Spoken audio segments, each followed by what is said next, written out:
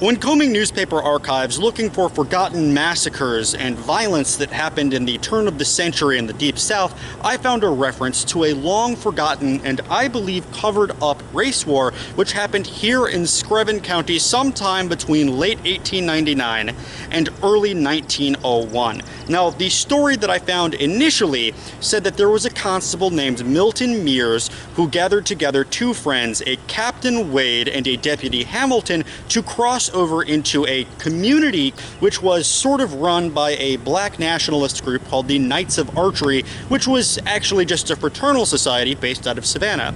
They were going into that community to pursue someone named Joe Sanders, a young black kid who was around town making pro-black speeches and just issuing pro-black sentiments. So they went to arrest him, and his father opened the door to the house and said, "Absolutely not, can't come in here." So immediately an altercation ensues. Tom Sanders slams the door of the house, and apparently Captain Wade, who is held back at the crossroads, hears a whistle which comes from the swamps and sees guns poke out of the fusillades around the house, and immediately Captain Wade witnesses Deputy Harrington and Milton Mears both shot to pieces. They said when they came back into that community, they found that they'd essentially been literally shot to pieces on the ground. And what followed this was weeks, months of posses combing the swamps. And what's so fascinating about this is that it was very difficult to find anybody who they felt was responsible. And after months and months, 5 men had been brought into this old jail, which I've been told has been here at least since 1913, and I believe is the original jail, and were executed. On top of that, for there to be posses in the swamp for many months, and for only 5 people to have been killed legally by the state in this jail draws my suspicion. And one last little cherry on top, Constable Means was not killed in 1899, as later papers said. So we have these inconsistencies with dates, we have a total lack or refusal to report what was happening in the local community, and we have the state-sanctioned lynching of 5 men who were, in all likelihood, totally unaffiliated with the initial killing of those 2 police officers there to arrest Joe Sanders. And I have read online that this old Screven County jail had a hangman's room up on the 2nd floor. Of course, this is a story that I'll be updating if I discover any new information, because it seems like, very unnervingly, a lot of this has been intentionally obfuscated, up to the names being changed of the men who were killed and the dates of their deaths. I think that there was a full-scale massacre that took place in the swamps around Screven County in the early 1900s.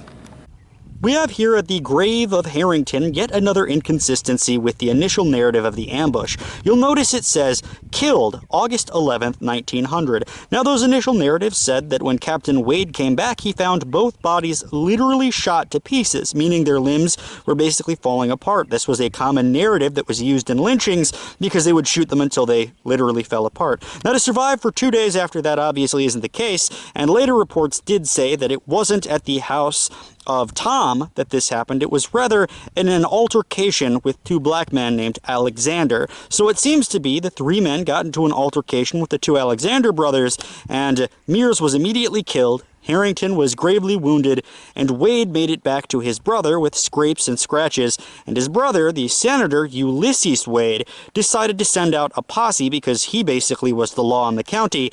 And who knows how many black men were killed because of it. Now, of course, I still feel bad for the men who died.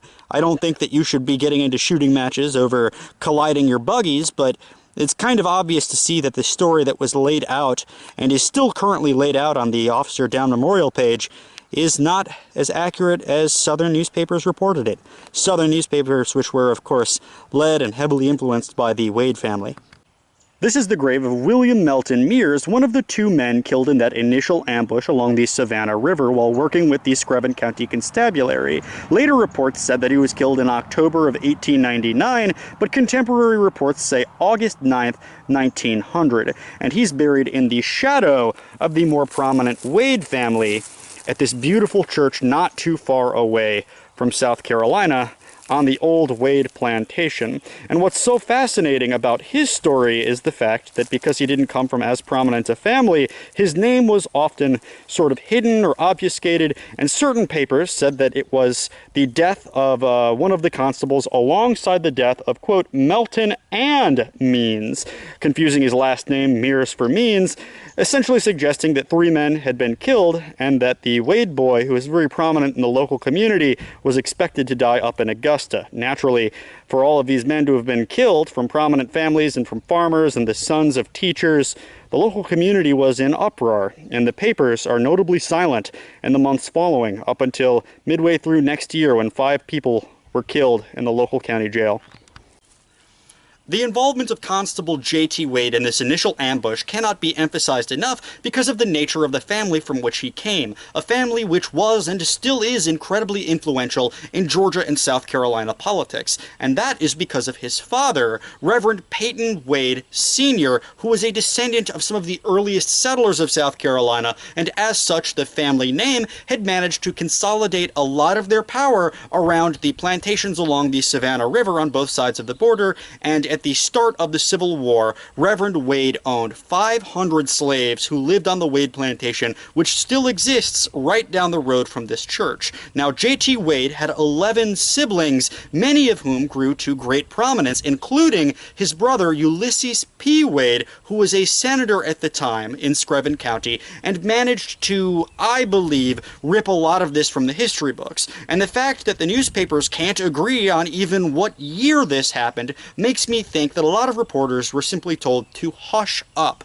especially when this sort of posse was in the woods hunting for people for months on end. Now, other siblings in Wade's family include a lieutenant who was killed in battle for the Confederacy, and a brother who was killed in a Civil War Union prison camp up in Ohio. So the Wade family was incredibly influential, and for Captain Wade to survive that ambush, I believe he probably went back to town, and because he was such a prominent person, people rallied around the cause and essentially invaded the swamps, killing any African American person they saw, and this kind of precipitated only 5 men officially being executed in the Screven County Jail. Another newspaper, published sometime after all of these events unfolded, has an entirely different narrative of how everything went down. In this newspaper, it claims that the 3 men were out on patrol when their buggy struck the buggy of 2 black men, brothers named Alexander. There was a short argument during which one of the white men pulled a gun, and the Alexander brothers got the draw on them, killing 2 of the 3, with Captain Wade making his leave with a couple bullets in him back to Sylvania, Georgia, and consulting with his brother Ulysses Wade. Ulysses enlisted the help of the sheriff, and everybody organized a posse to go into the swamps and root out responsible parties. Now, this is an entirely different narrative. They weren't on official police business. They were just out riding in their buggy and struck the buggy of a couple of black guys. They got into a fight, they lost, and then they came back with the help of an entire posse. And even this paper reports that local black communities would be helped by their colored neighbors in resisting the sheriff. So clearly, these communities were butting heads. And that newspaper report also reports that in these areas where the posse was operating, blacks outnumbered whites by a significant amount. After all, the Wade family owned 500 slaves only a few decades prior, and most of them were still living in poverty in the local area. So you can see how racial tensions got the best of them, and when one of them just decided to bump into another man's cart and pick a fight and lost it, probably many people more than what was reported in the papers were killed.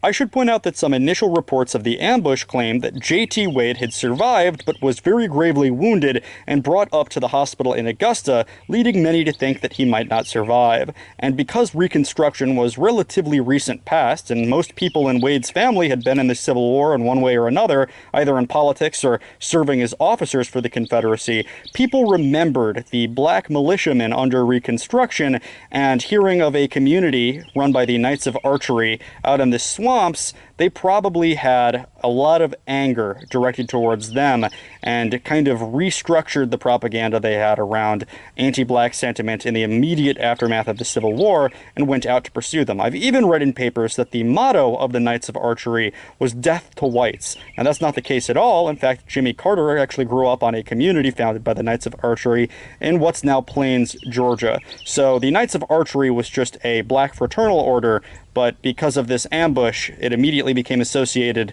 with the post-Reconstruction black self-defense groups that were common for a period of time throughout the Deep South. And the Harrington family was also an influential local family of farmers and businessmen. Although nowhere near as influential as the Wade family, they still lived adjacent to them and were involved with selling properties, being judges, being reverends, and generally just having a local influence over the community that was unmatched and unfathomable to the local black community.